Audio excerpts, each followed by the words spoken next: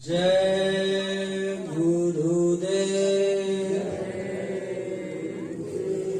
जय गुरुदेव, जय गुरुदेव। क्या खाने से होगी भलाई? साग सब्जी दूध मलाई। क्या खाने से मन हुआ खराब? अंडा मछली मांस शराब। बाबा जी की अर्जी है, आगे आपकी मर्जी है। जय गुरुदेव। जय गुरुदेव। परम पूज्य स्वामी जी महाराज, उनके उत्तराधिकारी पूज्य महाराज जी के श्री चरणों में कोटि कोटि नमन वंदन प्रणाम करते हुए यहाँ उपस्थित सभी सत्संगी धर्म प्रेमी गुरु भाई बहन, आप सबको सादर जय गुरुदेव। जय गुरुदेव। बड़ी सौभाग्य की बात है कि हम लोग यहाँ पधारे हैं। बहुत अच्छी अच्छी बात आपको बताई जाएगी। आप लोग ध्यान पूर्वक बना करके आराम से सुने। जो आपको अच्छा लगे वो आप रख लें, जो आपको बुरा लगे उसको निकाल दें। हम इसी क्रम में खजानी के मनोज चौधरी जी को बुला रहे हैं। आवे गुरु महाराज की अच्छी अच्छी बात बतावे। जय गुरुदेव। जय गुरुदेव।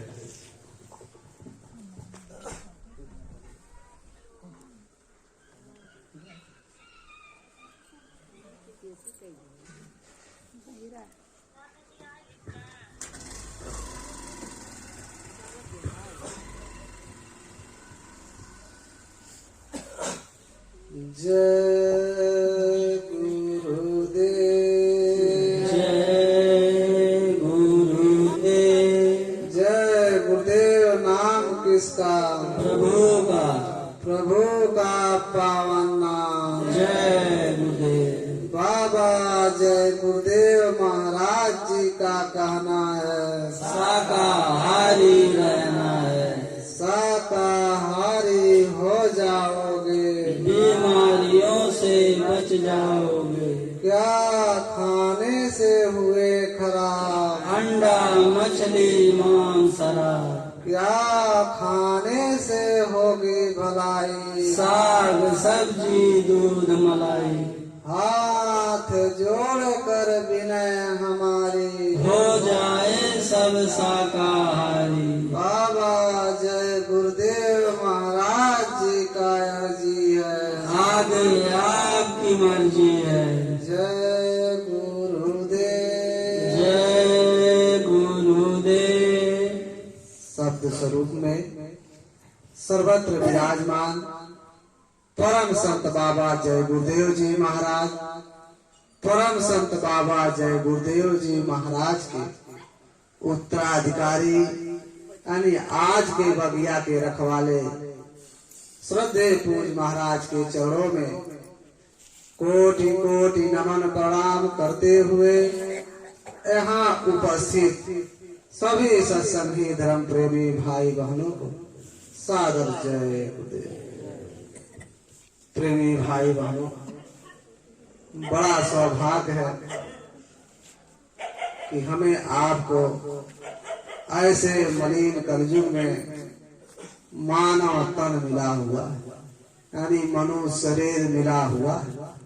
और उससे बढ़कर और सौभाग्य की बात है कि आज हमें आपको ऐसे सत्संग सुनने का अवसर प्राप्त हुआ है।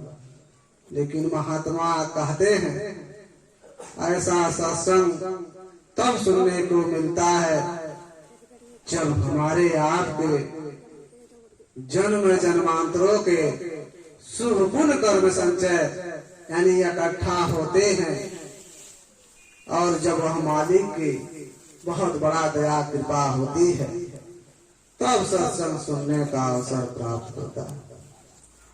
वैसे तो सत्संग संत महात्मा ही कहा करते हैं, लेकिन हम आप उनके वचनों और वाणियों को दोहराते हैं।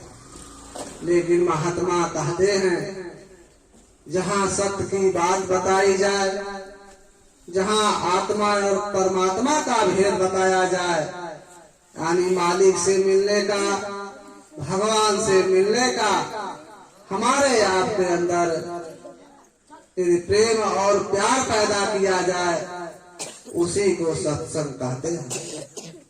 अरे प्रेमी भाई बहनों, अब आप विचार कीजिए, हमारे सत्संगी प्रेमी जन इस बरहदवा गांव में, बरघाट गांव में जा करके सबको संदेशा बताएं कि आप सब आवे, यहाँ आ करके सत्संग को सुने। लेकिन इतने लोगों से संदेशा जनाया गया, लेकिन इसमें से इतने प्रेमी जन आए हुए, इसमें दोष किसी का नहीं है। अभी आप लोगों ने सुना कि जब हमारे आपके जन्म जन्मांतरों के जब शुभ गुण कर्म संचय होते हैं तब सत्संग सुनने को मिलता है, और जब वह भगवान का कृपा होता है तब सत्संग सुनने को मिलता है। सब सोचते होंगे, सबको बताया गया, वो भी सोचते होंगे कि भाई चलो सत्संग सुनेंगे। लेकिन थोड़ी देर बाद ये काल माया, ये मन माया उनको घेर लिया। किसी को बच्चों में फंसा लिया होगा, किसी को दुकान दफ्तर में फंसा लिया होगा, किसी को अन्य कार्यों में फंसा लिया होगा। आज उसी कार्यों में फंस करके लोग रुक गए, क्योंकि उनके शुभ पुण्य कर्म संचय अभी इकट्ठा हुआ नहीं है। यदि हुआ होता तो लोग सत्संग सुनने जरूर आते। अरे प्रेमी भाई बहनों, महात्मा कहते हैं कि सत्संग जल जो कोई पावे, मैं लाई संकट कट जावे। सत्संग ऐसा जल है जहाँ कौआ स्नान करता है और हंस बन करके बाहर निकलता है। ठीक उसी प्रकार से आज हमारे आपके अंदर जो मन बैठा हुआ है, ये जन्म जन्मांतरों से पूरे खोटे कर्मों के कारण ये मैला और कुचैला हो चुका है। इसके ऊपर गंदगी चढ़ चुकी है। ये पहले हंस था, लेकिन इसी बुरे खोटे कर्मों के कारण ये मन काले कौवे के समान हो गया, और उसी काले कौवे को सत्संग रूपी जल में स्नान करा के हंस रूपी बनाना है। कैसे प्रेमी भाई बहनों, जैसे जब हमारे आपके शरीर पर ये बाहर का गंदगी मैल चढ़ जाता है, शरीर गंदा हो जाता है, तो हम आप घर पे पानी से स्नान करते हैं, जल से स्नान करते हैं, तब शरीर का मैल साफ होता है, तब शरीर निर्मल होता है। लेकिन प्रेमी भाई बहन, जहाँ जीवात्मा बैठी हुई है, जहाँ मन हमारा आपका बैठा हुआ है, वहाँ तो ये बाहरी जल जा ही नहीं सकता, तो उसकी सफाई कैसे होगी। लेकिन महात्मा उस मन की सफाई करने के लिए उन्होंने सत्संग रूपी जल का बहाना बना। यही सत्संग रूपी जल है। जब हम आप अपने मन को इसी सत्संग रूपी जल में स्नान कराएंगे, तब हमारा आपका मन निर्मल होगा, स्वच्छ होगा, तब ये मन भजन भक्ति में लगे। मन कैसा है? आप लोग सोचते होंगे कि मन की बात होती है, मन है क्या? मन वही है प्रेमी भाई बहनों, जैसे आज हम आप लोग यहाँ इतना इकट्ठा हुए हैं, हम आप यहाँ बैठे हुए हैं, लोग सत्संग सुन रहे हैं, लेकिन किसी का मन बाल बच्चों में चला गया होगा, तो किसी का दुकान दफ्तर में चला गया होगा, किसी का बेटा बेटी में चला गया होगा, किसी का नाते रिश्तेदार में चला गया होगा। यानी शरीर हमारा आपका यहाँ बैठा हुआ है, लेकिन ये मन कहीं और घूम रहा। उसी को मन कहते हैं। जब हम आप उसी मन को सत्संग रूपी जल से स्नान करा के जब उसे निर्मल और स्वच्छ कर देंगे, तब ये मन जहाँ हम आप बैठे हुए हैं यही लाकर खड़ा कर देंगे और लगा देंगे कि हे मन अब तू मत भटक, जो यहाँ से आवाज आ रहा है, जो सत्संग आ रहा है, उस सत्संग को सुनो। लेकिन जब वो साफ होगा तब रुकेगा, नहीं तो आप कितना ही मेहनत करो वो भाग कर चला जाए। 2 मिनट 1 मिनट आएगा फिर फौरन कहीं चला जाएगा। प्रेमी भाई बहनों, जब तक हम आप अपने मन को अपने बस में नहीं करेंगे तब तक हम आप भगवान का भजन भक्ति कभी नहीं कर सकते। अरे प्रेमी भाई बहनों, संतों महात्माओं के सत्संग में ना कभी किसी जात पात, ना ही कौम मजहब, ना ही व्यक्ति विशेष की निंदा चुगली आलोचना होती। सत्संग ऐसे जानिए जित एक है नाम बखान। सत्संग वह जगह है जहाँ केवल शब्द या नाम का प्रचार किया जाता है, यानी मालिक से मिलने का हमारे आपके अंदर प्रेम और प्यार पैदा किया जाता है। इसीलिए प्रेमी भाई बहनों, संतों महात्माओं के सत्संग में ना कभी किसी जात पात, ना ही कौम मजहब, ना ही व्यक्ति विशेष की निंदा चुगली आलोचना होती है। अरे हम आप विचार करें, जब हम आप इस संसार में पैदा हुए, ना तो कोई जात बिरादरी लेकर के आए, ना ही कोई कौम मजहब लेकर के आए, ना ही कोई अपना नाम लेकर के आए। अरे हम आप इस संसार में केवल नंगे पैदे हो गए। जब हम आप इस संसार में पैदा हुए, उसके बाद उस परमात्मा ने हमारे आपके अंदर वो 3 औजारे बख्शी, जिन्हें महात्माओं ने बताया मन चित्त बुद्धि। जब हमारे आपके अंदर ये मन चित्त बुद्धि जब प्रवेश किया, तब हमारे आपके अंदर कुछ चेतना आई, तब हमारा आपका नाम पड़ गया और कर्म के अनुसार हमारी आपकी जातियां बन गई। फिर हमने धीरे धीरे इस दुनिया में फैलाव करते चले गए।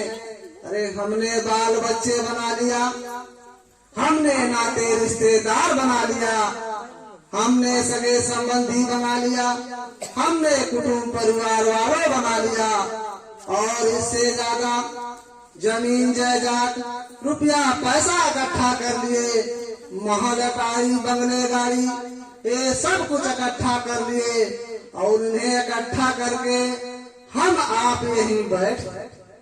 लेकिन जब फिर जाने का समय हुआ, तब हमारे आपके साथ ना कोई जात बिरादरी जाएगी, ना ही कौम मजहब जाएगा, ना ही हमारा आपका नाम जाएगा, ना ही हमारा आपका एक पद वहदा जाएगा। जैसे हम आप खाली आए थे, वैसे हमें आपको यहाँ से खाली भेज दिया जाएगा। कहने का मतलब यह है कि उस परमात्मा ने जो हमें आपको ये मानव तन दिया है, बड़ा सौभाग्य है। इससे बढ़ करके कोई और दया कृपा नहीं है कि हमें आपको ये मानव तन मिले। ये बहुत बड़ी उस मालिक की दया कृपा है। अरे प्रेमी भाई बहनों, जब हमें आपको ये मानव तन दिया, उस परमात्मा ने तो कह करके भेजा था कि अब कि भाई मैं तुम्हारी जीवात्मा को इस मनुष्य शरीर में बंद करता हूँ, जाना वहां जा करके भजन भक्ति करना, गीता रामायण पढ़ना, कुरान बाइबिल पढ़ना, और किसी जीते जागते संत महात्मा का भेंट दीदार कर लेना, और उनके बताए हुए रास्ते पर चल करके अपनी जीवात्मा का कल्याण करा लेना। यही कह करके उस परमात्मा ने हमें आपको ये मानव तन दिया।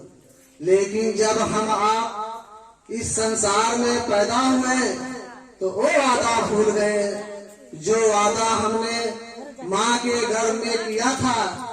जब हम आप माँ के गर्भ में 9 महीने उल्टे लटके हुए थे, तब हम आप उस मालिक से यही प्रार्थना करते थे कि हे मालिक, मुझे बाहर करो, यानी मनुष्य तन दे दो, मैं भजन करूंगा, भक्ति करूंगा, मैं इस गर्भ में नहीं आऊंगा, जन्म मरण के चक्कर में नहीं आऊंगा, मुझे मानव तन दे दो, जल्दी दे दो, ताकि मैं भजन भक्ति करूंगा। यही हम आप रोज हर पल हर क्षण उस मालिक से प्रार्थना करते थे। लेकिन जब हम आप इस संसार में पैदा हुए, उस समय उस माया ने हमारे आप के ऊपर ऐसी बारीक सी पर्दा डाल दी, यानी यूं कह लो भूल भुलैया का पर्दा। जब वो पर्दा हमारे आप के ऊपर पड़ा, तब हम आप उस वादा को भूल गए जो वादा हमने उस माँ के गर्भ में किया था, और हम आप उस वादा को छोड़ करके इस संसार को वादा को लेकर के यही शुरू कर दिया। इस माया के छाया में पड़ करके, इस मिथ्या जगत को अपना मान करके हम आप इसी को बनाने में, इसी को बिगाड़ने में लगे। अरे ये मिथ्या जगत है, ये दुनिया नाशवान है, ये दुनिया अपनी नहीं है। अब ये सवाल जब करते हैं कि ये संसार अपना नहीं है, ये पराया देश है, हमारा आपका घर कहीं और है, हमारा आपका वतन कहीं और है, तो हमारे आप के अंदर ये सवाल उठता है कि अरे भाई, वो कौन सा घर है, वो कौन सा देश है? हमारा आपका देश तो यही है, हम आप यही समझते हैं। भ्रम में पड़ जाते हैं कि लोग झूठों में कहते हैं कि हमारा आपका घर ऊपर है, वो झूठा है, घर तो हमारा यही। अरे विचार करो प्रेमी भाई बहनों, यदि ये संसार अपना होता, ये दुनिया अपना होता, ये घर अपना होता, तो कभी हम आप दुखी नहीं होते।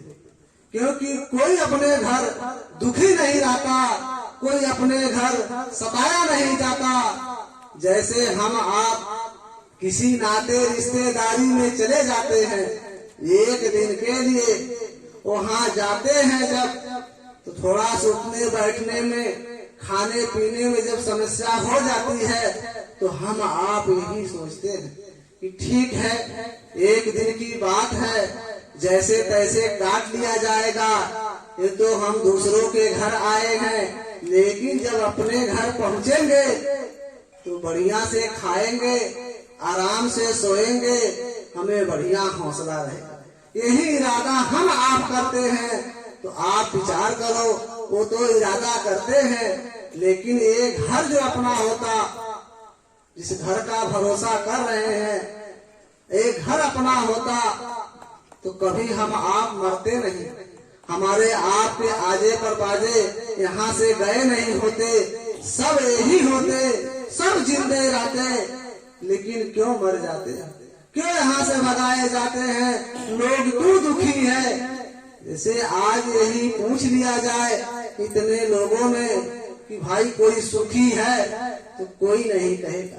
कोई कहेगा मुझे धन दौलत से दुखी हूँ, कोई कहेगा मैं बेटा बेटी से दुखी हूँ, कोई कहेगा मैं दुनिया वालों से दुखी हूँ, कोई कहेगा मैं बाप से दुखी हूँ, कोई कहेगा बाप कहेगा मैं बेटा से दुखी हूँ। यानी ये संसार में किसी न किसी तरीके से लोग दुखी, कोई बीमारी से दुखी है, यानी हर तरह से लोग दुखी हैं। तो आप विचार करो, पराए घर की तरह ना खाने की ना सोने की व्यवस्था, तो हमारा आपका घर कैसे है? जब हम आप दुखी ही दुखी है, इससे यही पता चलता कि हमारा आपका घर कहीं और है, हम आप भूल गए हैं। वो हमें आपको याद था जब हम आप माँ के गर्भ में थे, लेकिन बाहर जब आए तो माया ने पर्दा डाली, वो भूल गए, इस संसार को अपना समझ गए। अरे प्रेमी भाई बहनों, यही हमारा आपका है क्या? हम आप यही सोचते हैं कि जब तक हम आप इस मनुष्य शरीर में बैठे हुए हैं तब तक ये बाल बच्चे, ये नाते रिश्तेदार, ये सगे संबंधी, ये सब अपने दिखाई देते हैं और हम आप इन्हें अपना बनाने के लिए अथक परिश्रम करते रहते हैं। यही हम आप सोचते हैं, लेकिन महात्मा कहते हैं कि भाई एक समय ऐसा आएगा जब इस शरीर से प्राण निकलेगा, इस शरीर से जब संबंध टूटेगा तो इन सबसे भी संबंध टूट जाएगा। आप विचार करो, जिस शरीर से हम आप इस दुनिया बनाने की कोशिश करते थे, जब ये शरीर नहीं हमारा आपका साथ दिया तो दुनिया में ऐसे कौन से लोग हैं, कौन से बेटा बेटी, नाते रिश्तेदार, सगे संबंधी हैं कि जो हमारा आपका साथ दे सकते हैं? कोई नहीं साथ दे सकता है। इसीलिए महात्माओं ने कहा कि ये जो मनुष्य शरीर मिला हुआ है, ये किराए पर मिला हुआ है, ये भाड़े पर मिला हुआ है, ये पराया मकान है। अरे किसी को 40-50 साल के लिए मिला होगा तो किसी को 80-90-100 साल के लिए मिला होगा। अरे जितने जितने श्वासों की पूंजी उस परमात्मा ने हमारे आपके अंदर दिया है, यानी बक्सा है, उसे भुगतने के बाद इस शरीर को यही छोड़कर जाना होगा। क्योंकि प्रेमी भाई बहनों, आज तक ये शरीर किसी के साथ नहीं गया, ना ही किसी के साथ जा सकता है। इसीलिए महात्माओं ने कहा कि अरे भाई, कम से कम इस शरीर से अपनी जीवात्मा के कल्याण के लिए कुछ थोड़ा बहुत काम कर लो। महात्माओं ने कहा अरे भाई करना क्या है?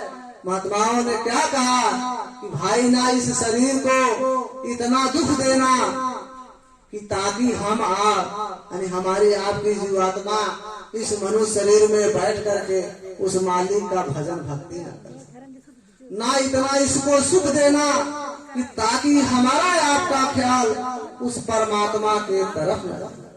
कहने का मतलब यह है कि वो मालिक ने जो हमें आपको ये मनुष्य शरीर दिया हुआ है केवल भजन भक्ति करने के लिए दिया हुआ है। लेकिन हम दुनिया के जो इस मानव तन को पा करके इतने अहंकार, इतने गुरूर में रहते हैं कि इंसान को इंसान नहीं समझते। अरे प्रेमी भाई बहनों, ये शरीर इसी आग में जल करके खाक हो जाएगा, मिट्टी में मिल करके खाक हो जाएगा। अरे प्रेमी भाई बहनों, ये शरीर तो यहाँ खत्म होगी, लेकिन उधर जब यमराज के सिपाही आए आ करके हमारी आपकी जीवात्मा को लेकर जाएंगे और जब वहाँ यमराज के कचहरी में पहुंचेंगे जहाँ फैसला चुकाया जाता है, जब वहाँ कटघरे में खड़ा करेंगे तो वहाँ आपसे नहीं पूछा जाएगा कि आप किस जात बिरादरी के हैं, आप किस कौम मजहब से आए हैं, आप डॉक्टर हो कि मास्टर हो, वकील हो कि जज हो, आप राजा हो कि रंग हो, आप गांव के मुखिया हो कि क्या हो, ये सब आपसे नहीं पूछा जाएगा। वहाँ केवल आपसे आपके कर्मों का हिसाब होगा। जो आपने इस मानव तन को पा करके जो अच्छा बुरा कर्म किया होगा उसी का केवल हिसाब होगा। उसी हिसाब के अनुसार जो हमारी आपकी अंतिम इच्छा और ख्वाहिशें होती है। इच्छा और ख्वाहिशें का मतलब जब इंसान का शरीर से प्राण निकलता है उस समय उसके अंदर जो ख्वाहिशें, जो इच्छा पैदा होती है, उसी अनुसार आपके कर्मों का, अच्छे बुरा का जब हिसाब होगा, वो हिसाब करके उसी इच्छा और ख्वाहिशों के अनुसार जो आपने रख करके प्राण को त्यागा है, फिर उसी के अनुसार आपको उस शरीर में डाला जाएगा। ऐसा नहीं कि आप ये मत समझिएगा कि मनुष्य शरीर पाए हैं, यमराज की कचहरी में हिसाब होगा तो फौरन फिर मनुष्य शरीर में डाल दिए जाओगे। एक कदाप नहीं हो सकता है, क्योंकि आप लोगों ने इतिहास सुना होगा। द्वापर में महाभारत के समय कृष्ण ने अर्जुन से कहा कि हे अर्जुन, देखो सामने जो चींटा टहल रहा है, जो चींटा जा रहा है, एक कई बार इंद्र बन चुका है। अब आप विचार करो, स्वर्गों का राजा इंद्र कर्मों के अनुसार चींटा बन सकता है, तो हम कौन से राजा हैं, हम कौन से स्वर्ग के मालिक हैं, हम कैसे मानव तन पा सकते हैं। ऐसा कोई कर्म नहीं कर रहे हैं जो हमें आपको मानव तन मिल जाएगा। इसीलिए महात्माओं ने कहा, अरे भाई, जो जाने अनजाने में बीत गया, ये श्वासों की पूंजी चली गई, कम से कम अब जो बाकी श्वासों की पूंजी बचा हुआ है, अब भजन भक्ति में लगा दो। क्योंकि अब हम आप कहते हैं कि यमराज की कचहरी में हिसाब होती है अच्छे बुरे कर्मों का, तो कुछ लोग कहते हैं, अरे कहाँ स्वर्ग है, कहाँ नर्क है, कहाँ यमराज की कचहरी है, सब यही है, जो नर्क है, जो स्वर्ग है, जो कचहरी है, सब यही है। हम आप यही सोचते हैं। अरे प्रेमी भाई बहन, लेकिन महात्मा कहते हैं वो है, होता ना, आज वो सब यही होता तो शरीर छोड़कर नहीं जाते। इसीलिए हमें आपको ये विश्वास करने की जरूरत है कि वहाँ यमराज की कचहरी है, वहाँ स्वर्ग नर्क है। प्रेमी भाई बहनों, यही सब बात जब महात्माओं ने देखा यमराज के कचहरी के पास कि भाई लोग इस संसार से मनुष्य शरीर छोड़ करके आ रहे हैं, वहाँ पहुँच रहे हैं, बेचारे मारे काटे जा रहे हैं, सताए जा रहे हैं, नरकों में डाले जा रहे हैं। कोई अच्छा कर्म करके गया, उसे स्वर्ग में डाल दिया गया, वैकुंठ में डाल दिया गया। जब ये सब बातें महात्माओं ने देखा, उनके अंदर विचार आई कि बेचारे जो आ रहे हैं वो मारे काटे जा रहे हैं, वो वापस जाकर बाकी लोगों को संदेशा भी नहीं बता रहे हैं कि भाई इस हालात में हम थे, लोग ऐसे मारे काटे जा रहे थे, एक कर्म करने पर वैसा नर्क था, वो कर्म करने पर ऐसा नर्क था। क्योंकि जो गए फिर वापस नहीं आए, यहाँ संदेशा लेकर के। अरे हमारे आपके बुजुर्ग भी चले गए और हमारे आपके सामने भी ना जाने कितने चले गए, और जा भी रहे हैं, कोई वापस नहीं आया। कि भाई यदि आया होता तो संदेशा कहा होता कि भाई तुम्हें कर्म मत करो, ये कर्म करने से लोग मारे जा रहे थे, नरकों में डाले जा रहे थे, देखो फलाना ने इतना बढ़िया कर्म करके गया, उसे स्वर्ग में बैठा दिया गया।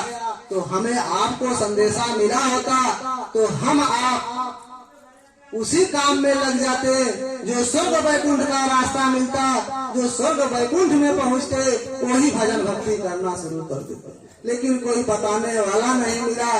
तब महात्माओं ने वहां से आकर के इस मृत्युलोक में मानव शरीर धारण करके, मनुष्य शरीर में धारण करके आकर के इस दुनिया में मानव संदेश बता रहे हैं कि भाई जाओ, सबको संदेशा बता दो, सब संदेशा सुन ले कि क्या करने से बुरा कर्म होगा, क्या कर्म करने से अच्छा कर्म होगा, क्या करने से नरक जाएंगे, क्या करने से स्वर्ग जाएंगे।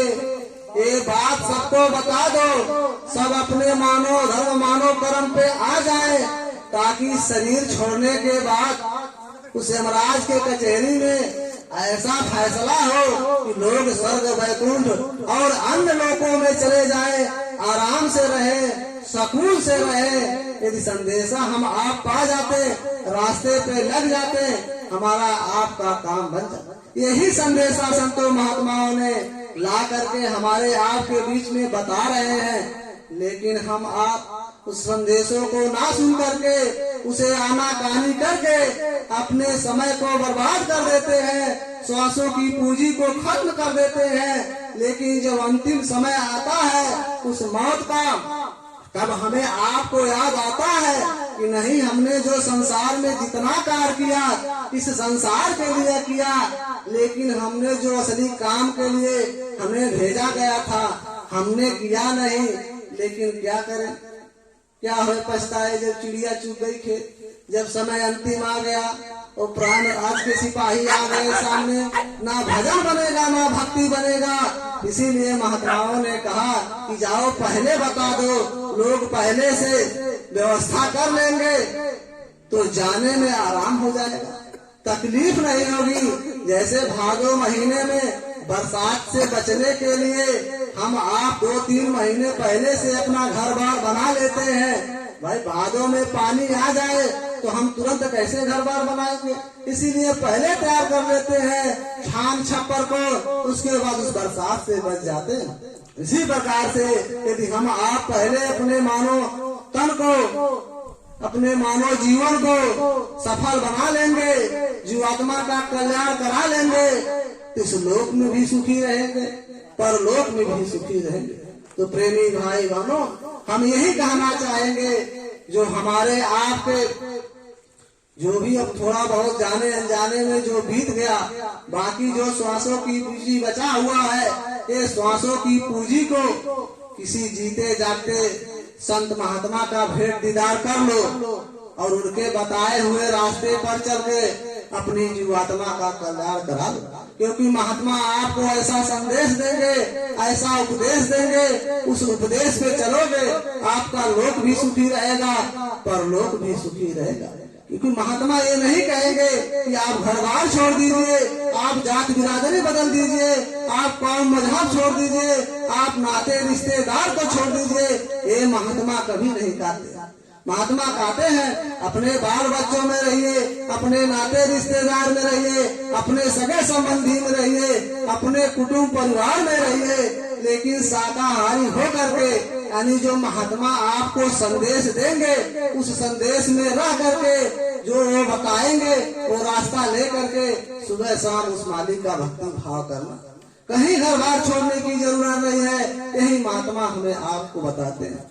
लेकिन महात्मा कहते हैं कि भाई आप उस संदेशों पर चलोगे, उनके उपदेशों पर चलोगे, आपका जीवात्मा का कल्याण हो जाएगा। तो प्रेमी भाई बहनों, हम यही कहना चाहेंगे कि आप सब उस मालिक के पाने के लिए, अपनी जीवात्मा को कल्याण करने के लिए आप सब संत महात्मा की तलाश कर लीजिए।